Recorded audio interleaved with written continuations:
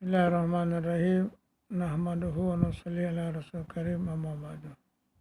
Subhanaka la ilma lana illa ma 'allamtana innaka antal alimul hakim. Rabbi shrah li sadri wa yassir li amri wahlul 'uqdatam min lisani yafqahu qawli. Assalamualaikum warahmatullahi wabarakatuh. Hadirin yang dimuliakan oleh Allah Ta'ala. Sebelum ni saya dah bincang tentang 6 sifat. Pertama tentang la ilaha illallah, dan kemarin Muhammad Rasulullah. Jadi hari ni maghrib ni saya akan bincang tentang sifat kedua, solat.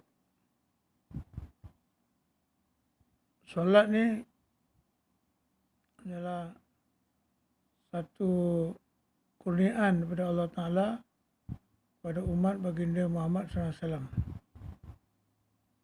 Yang asalnya kurniaan ni adalah perintah selama 50 waktu sehari semalam. Tapi apabila Rasulullah SAW turun ke bumi bertemu dengan Nabi Musa AS, Nabi Musa tanya kepada Rasulullah SAW, apakah yang diberi oleh Tuhan, perintah kau oleh Tuhanmu? Dia kata, salat bagi umatku 50 waktu sehari semalam. Nabi Musa AS beritahu, wahai Muhammad, mintalah kurang dari Allah Ta'ala kerana umatmu tidak akan terdaya untuk melaksanakannya. Rasulullah pun naik lagi ke langit, minta kurang kepada Allah Ta'ala. Allah kurangkan 45. Jumpa Nabi Musa kata minta kurang lagi. Begitulah selanjutnya sehingga akhirnya tinggal 5 kali salat. Itu pun Nabi Musa kata, wahai Muhammad, kami tak kurang lagi. Kerana umat engkau tak mampu nak buat 5 waktu salat. Dan Nabi kata, aku dah malu dah jumpa Allah Ta'ala berkali-kali, biarlah 5 kali. Dan Allah Ta'ala menganggap 5 kali itu pada umat ni sebagai 50 waktu. Kerana setiap amalan umat ni yang baik diganda 10. Jadi turunlah Nabi SAW pada malam Isra' Mi'raj tadi, yang banyakkan ulama bersetuju Isra' Mi'raj ni berlaku pada 6 bulan sebelum hijrah Nabi SAW. Dan selepas peristiwanya wafatnya Abu Talib. Nah, bila Abu Talib wafat, maka tidak ada orang yang mau melindungi Nabi SAW. Jadi orang-orang Quraisy bertambah-tambah berani lagi untuk membuli Nabi SAW. Masa Abu Talib ada, tak ada orang berani kerana Abu Talib adalah ketua kabilah. Sebelum tu ketua kabilah adalah datuk dia, Abdul Muttalib. Dia pun melindungi Nabi SAW. Abu Talib pun melindungi Nabi SAW. Protection. Jadi orang tak berani buat engki-pengki lah dengan Nabi SAW. Dan pada masa itu juga, tahun ke-13 tu adalah dipanggil tahun kesedihan bagi Nabi. Kerana pertama, Sayyidina Khadijah meninggal dunia. Nabi sedih dah. Yang kedua, Abu Talib pula meninggal. Jadi Nabi sangat-sangat sedih sekali atas 2 kematian yang berganda dalam 1 tahun. Dan terlampau sedih sekali sehingga Allah Ta'ala nak menghiburkan Nabi SAW, nak beritahu, wahai Muhammad, janganlah engkau sedih sangat. Walaupun isteri engkau meninggal dunia, bapak saudara engkau meninggal dunia, tapi engkau masih ada Allah di belakang engkau. Dan untuk menyejukkan hati baginda Rasulullah SAW, maka Allah Ta'ala telah perintahkan Isra' Mi'raj. Isra' maksudnya Nabi bergerak, diangkat oleh Jibril AS, naik kuda sambarani, kuda terbang, kuda bersayap. Jadi kuda tu burak. Kuda tu terbang daripada Madinah ke Baitul Maqdis. Di sana Nabi telah tambat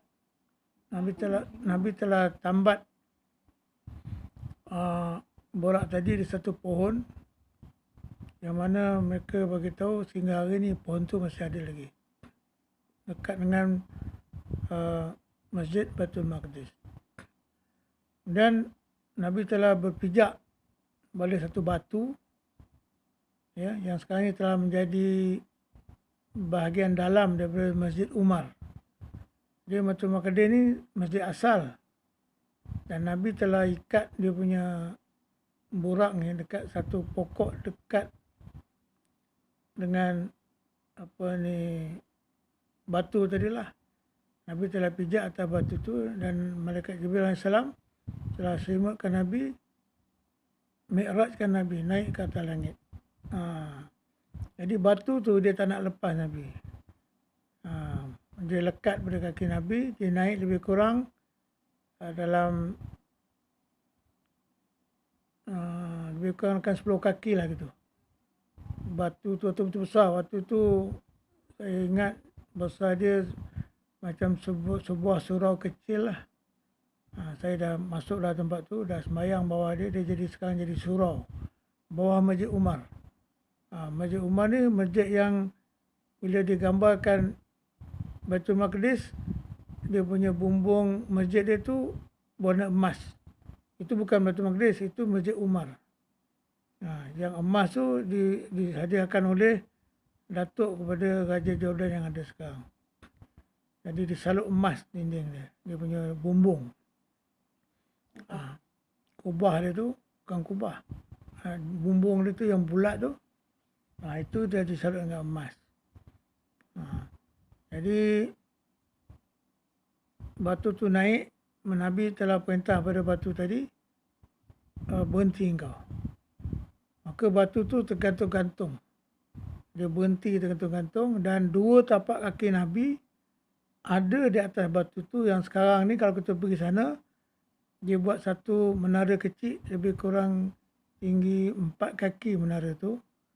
Dan kita boleh ada 2 lubang. Di bawah menara tu ada 2 lubang. Menara daripada kayu lebih kurang dalam sekaki kali sekaki kali sekaki, 4 segi. Kita boleh letak tangan. Masuk tangan dalam tu, kita boleh rasa jari-jari Nabi tu kita boleh kira 1, 2, 3, 4, 5 kiri dan kanan. Nabi naik ke atas. Langit pertama, 2, 3, 4, 5, 6, 7. Dan Nabi dan sampai langit ke-7, dia boleh kata, wahai Muhammad, naiklah engkau seorang. Marilah naik bersamaku, kata Nabi. Dia kata, kalau aku naik seinci saja daripada sini, aku akan terbakar. Tempat yang Nabi pergi tu dia panggil Sidratul Muntaha.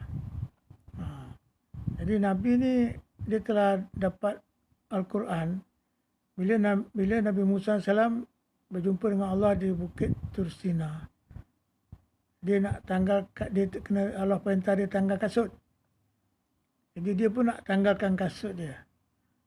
Tetapi nak tunjukkan ketinggian Nabi Muhammad SAW ni kepada Musa AS, maka Allah beritahu, wahai Muhammad, kekalkan kasut engkau, jangan tanggalkan.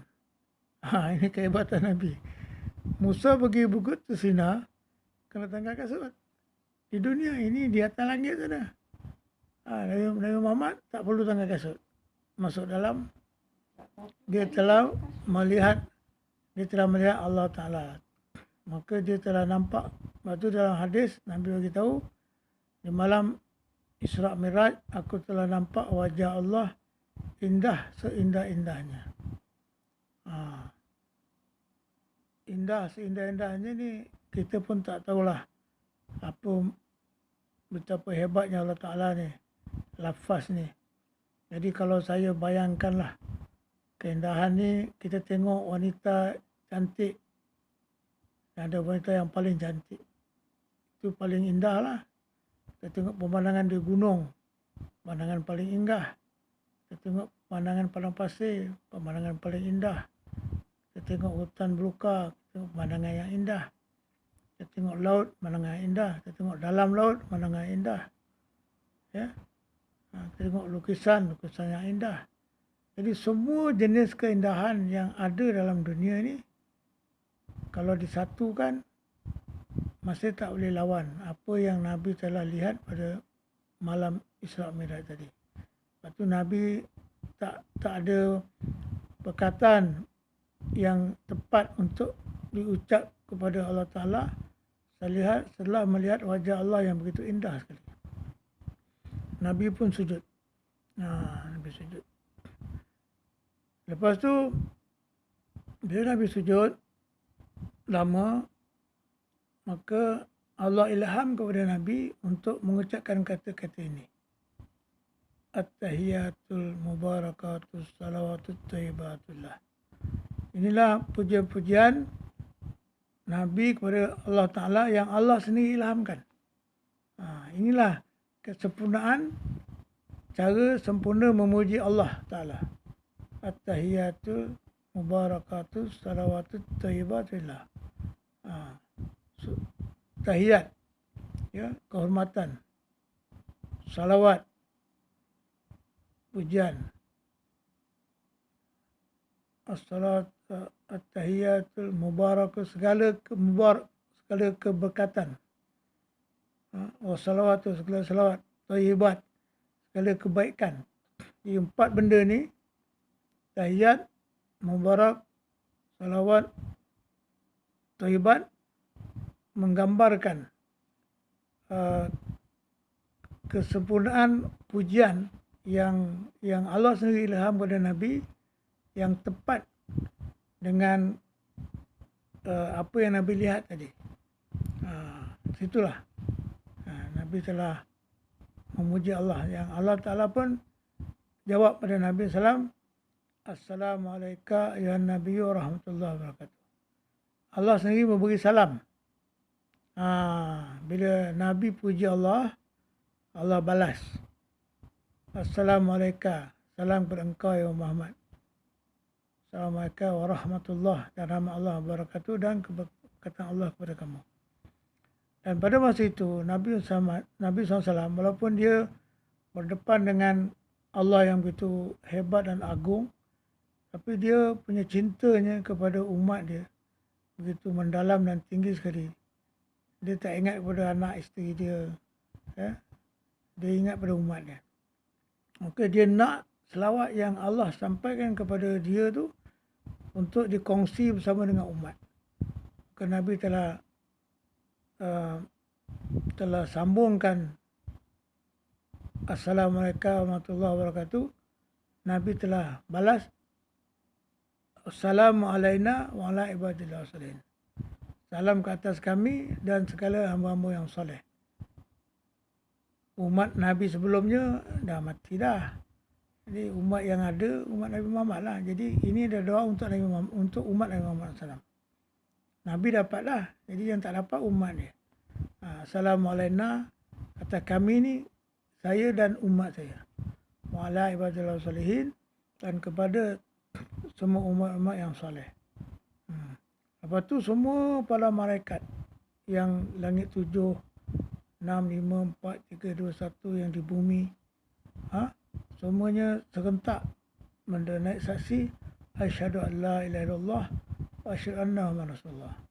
Inilah bahagian yang wajib yang kita kena baca dalam tahiyat pertama dan tahiyat kedua. Itu rakaat pertama dan rakaat kedua dan keempat dalam 4 rakaat, dan rakaat kedua dan ketiga dalam 3 rakaat. Jadi ini adalah kata-kata tahiyat ni sebenarnya adalah satu kurniaan Allah Ta'ala pada umat ni.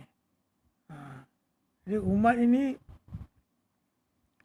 umat ni diberi satu hadiah pada Allah Ta'ala. Bila Nabi turun, kan, maka Nabi telah turun balik ke Baitul Maqdis, naik balik dia punya kuda terbang. Maka Nabi telah terbang sampai dekat-dekat Madinah. Maka ada satu kafilah yang lalu di bawah tu. Nabi telah turunkan kuda tadi, ambil satu benda lah, tak silap saya bekas air lah, daripada apa kafilah tadi, dia ambil, dia bawa pergi sampai ke Madinah. Sampai di Madinah, pagi tu Nabi telah ceritakan Dia kata aku telah naik pergi ke Baitul Maqdis dan naik ke langit jumpa Allah. Maka Nabi bagi tahu kepada orang Mekah. Orang Mekah ketawa, gelak, ada ke masuk akal dalam satu malam naik ke langit pula tu. Baitul Maqdis pun jauh dah. Masa tu orang-orang Quraisy, mereka setiap musim dingin, rihlatas syita, musim dingin, mereka pergi ke Syams sampai ke Baitul Maqdis untuk berdagang. Kafilah mereka pergi berbulan-bulan naik unta. Sekarang Nabi kata satu malam dah balik. Jadi orang-orang Abu Jahal ni, dia telah jumpa Abu Bakar. Dia tahu bahawa Sayyidina Abu Bakar ni adalah orang yang sangat dipercayai oleh umat ni. Jadi pasti Sayyidina Abu Bakar akan tolak, akan kata ini tak betul. Jadi dia nak guna modal ni untuk dustakan Nabi SAW. Tapi apa berlaku bila dia pergi kat Sayyidina Abu Bakar, Abu Bakar kata, benar, aku percaya bahawa Nabi Muhammad adalah benar apa yang kata-kata dia. Walaupun lebih pada itu aku percaya. Sebab itulah selepas ini Rasulullah SAW telah memanggil Sayyidina Abu Bakar sebagai Abu Bakar As-Siddiq, dia yang membenarkan. Ini dah azan maghrib dah, saya kena berhentilah, sambung besok. Mudah-mudahan apa yang kita dengar tadi kita dapat ambil iktibar dan manfaat. Saya minta maaf kalau ada kesilapan. Saya sudahi dengan hidayah. Assalamualaikum warahmatullahi wabarakatuh.